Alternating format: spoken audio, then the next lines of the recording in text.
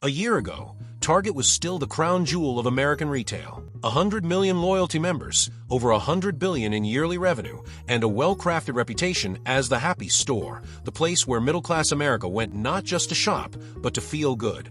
Target wasn't selling toothpaste, shampoo, or throw pillows. It was selling a mood, a lifestyle, a warm, dopamine-rich environment that its loyal customers voluntarily paid a premium for. People even joked about the Target tax, the extra dollars they happily handed over because everything felt cleaner, brighter, and more civilized than your average big box store. But today, that red and white paradise is unrecognizable. Stock value sliced nearly in half. Revenue down by billions, and aisles once overflowing with customers now echo with emptiness. What happened to the retail empire that once defined middle-class comfort? Inflation, market competition, or something deeper, something far more self-inflicted? When you trace the timeline, you see a pattern. Target didn't fall from an outside attack. It collapsed internally, slowly, quietly, layer by layer, until the brand that once radiated joy became a case study in corporate self-destruction. 10 years ago, visiting Target was practically emotional therapy. Bright white lighting, clean red accents, organized shelves, calm music,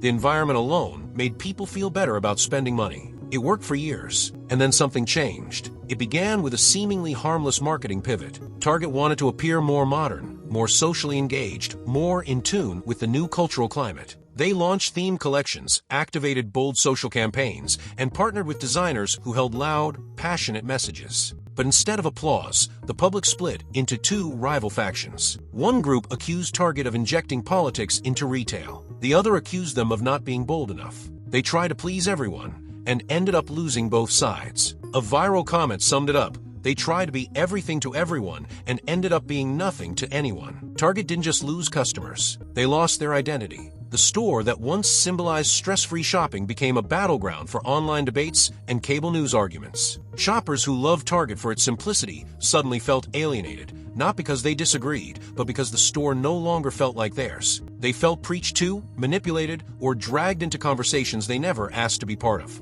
And when a brand forces customers to think about politics instead of toothpaste, the magic evaporates. But the collapse didn't stop there. Target had spent years cultivating an image of responsibility, community, and ethical leadership. They ranked high on corporate responsibility lists, produced heartwarming campaigns, and presented themselves as the gold standard of modern retail values. So when backlash hit, and Target quietly removed products, paused campaigns, deleted messaging, and shifted tone, customers recognized the move for what it was: fear. Not authenticity, not leadership, just corporate panic. A former marketing director admitted, "We didn't think about backlash. People don't want to be lectured when they're just trying to buy shampoo." And customers agreed. They felt the inconsistency deeply. When marketing becomes performance, people sense it instantly. That gap between the image and the truth, that's where trust goes to die. Then came the physical decline. Shelves emptier than usual. Merchandise locked behind glass. Long lines. Fewer employees. Higher prices. TikTok flooded with videos showing slow service, endless waits, and stores that looked tired compared to their competition. Inflation didn't help, but it wasn't the sole cause. Import tariffs squeezed supply chains, lifting the price of many common goods. Some increased nearly 20%. Consumers compared, and they realized something uncomfortable. At Walmart, the same thing cost less. At Costco, service was smoother. Target was no longer cheap or fun. The moment shopping becomes a chore, the spiral begins. A bad experience meets broken trust. Customers leave. Traffic drops. Revenue falls. Staff cuts follow. Service gets worse. More customers leave. This is how an empire crumbles, quietly, gradually, almost invisibly, until it's too late. But here's the truth most headlines missed. Target wasn't pushed off a cliff. It walked itself there. In under 2 years, the company lost over $12 billion in revenue and half its stock value. Over 2,000 stores saw week after week declines in foot traffic, not from boycotts, protests, or political mobs, but from millions of people silently choosing not to walk through the doors anymore. Because the modern consumer isn't just buying products, they're buying trust. People don't want brands to preach, posture, or chase trends. They want them to be consistent, real, predictable in the ways that matter. That's why Costco thrives. That's why In-N-Out maintains cult loyalty. They don't change their identity every season. Target, on the other hand, became the friend who switches personalities depending on who's in the room. One moment loud and progressive, the next moment quiet and conservative. Customers couldn't recognize the store they once loved. A branding expert put it simply, nothing erodes loyalty faster than inconsistency. And Target's inconsistency was everywhere, in messaging, in pricing, in service quality, in cultural positioning. Every pivot made them look less sincere and more insecure. Studies show that brands who stay consistent are 67% more likely to retain long-term customers. Brands that flip-flop lose nearly 40% of their loyalty within a year. Target wasn't hated for its stance. It was abandoned for not having one. The emotional toll on customers was real. People go to Target not just for products, but for the joy, the calm, the experience. When that experience turns into confusion, the relationship breaks. According to a 2025 survey, 72% of consumers are willing to pay more for honesty, but 68% won't return after a single moment of feeling deceived. That's the cost of losing authenticity. In the end, Target's downfall was not about politics or prices, but about trust, the rarest commodity in today's marketplace. Costco apologized publicly for a defective batch once and gained trust. Target, by contrast, delayed responses, gave vague answers, and stayed quiet until forced to speak. In the digital age, silence is guilt. Brands don't need to be perfect, but they must be honest. They must be consistent. They must deliver good service where it matters, the checkout counter. The moment you make customers wait 10 minutes for shampoo, all the marketing campaigns in the world become useless. This is the real lesson behind Target's collapse. When a brand forgets its soul, the business follows. Today, the red glow of Target's signs no longer represent joy. They're a reminder of a corporation that had everything: loyal customers, strong identity, powerful culture, and lost it by chasing acceptance instead of loyalty, optics instead of authenticity. The Target story is bigger than retail. It's a warning. In a world full of slogans, campaigns, and performative ethics, honest consistency is now a luxury. And the real question is, can Target earn back America's trust? Or is this the final chapter for a retail legend? But before we close the book on Target's unraveling, there's an angle most analysts still overlook: the deeper structural cracks inside the American retail system that magnified Target's every misstep. Because while Target hurt itself with inconsistency, the environment it was operating in also shifted dramatically. And if you zoom out, you start to see a bigger picture. Target wasn't just facing a PR crisis. They were facing a retail world that no longer rewards brands for who they are, but for how efficiently they can survive disruption. Over the last decade, three forces reshaped retail more violently than any political controversy ever could: automation, consumer fatigue, and the new loyalty economy. And Target was caught unprepared in all three. Let's start with automation. Retail chains across America have quietly been restructuring themselves for a future with fewer workers, more security barriers, and more self-service policies. But unlike Walmart or Costco, which strategically integrated automation to strengthen efficiency, Target's systems backfired. Self-checkout expansions led to increased shrinkage. Anti-theft cabinets slowed down customer flow. Inventory management algorithms flag entire product categories as low priority, creating the illusion of chronic empty shelves. Executives thought they were modernizing. Customers thought the stores were falling apart. And this misunderstanding, this widening gap between internal intentions and external perception, is what crushed the last fragments of trust Target still had. Because when a brand tells you it's improving, but your experience tells you it's declining, your loyalty evaporates faster than any statistic can measure. Then there's consumer fatigue. In an era of rising prices and shrinking disposable income, customers don't tolerate inconvenience the way they used to.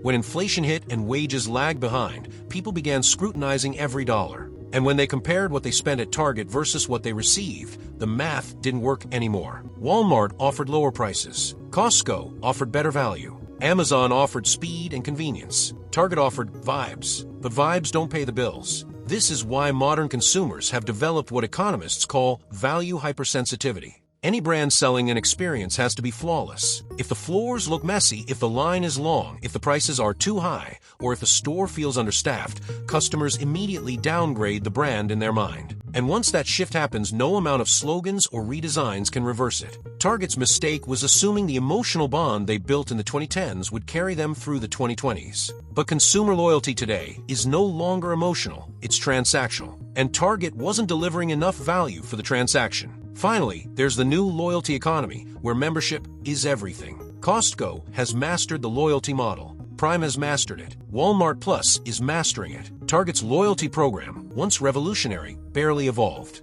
Members didn't receive enough exclusive perks, enough financial incentives, enough differentiated experiences. Over time, loyalty became meaningless. Customers realized they weren't gaining value, they were simply participating in Target's ecosystem for the nostalgia of what it used to be. And nostalgia doesn't win in the modern market. This brings us to the next major issue.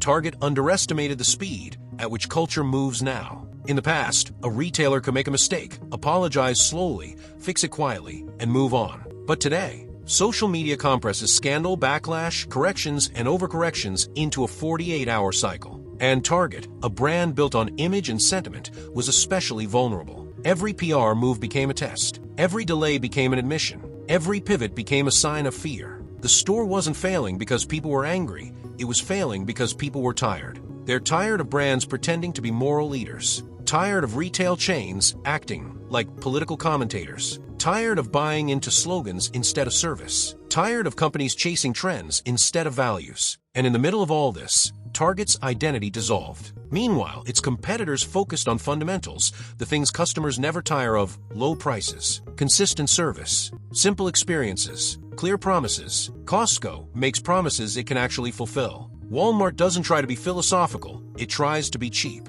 Amazon doesn't talk about values, it delivers packages. But Target tried to blend the aesthetics of a luxury brand, the ethics of a nonprofit, the operational model of a big box store, and the messaging of a political campaign. No business can survive being four things at once. So what happens now? Industry analysts believe Target still has a pathway back, but requires a reset, not a rebrand, not another campaign, not another temporary pivot, a fundamental recalibration of identity. Target must decide who it is and stick to it, even when criticized. The world doesn't need another corporate personality. It needs reliable stores. If Target wants to recover, here's the roadmap experts suggest. 1. Radical transparency. Clear communication, no vague language. 2. Operational consistency. Smoother checkout, fewer locked cabinets, better stocking. 3. Value reconstruction.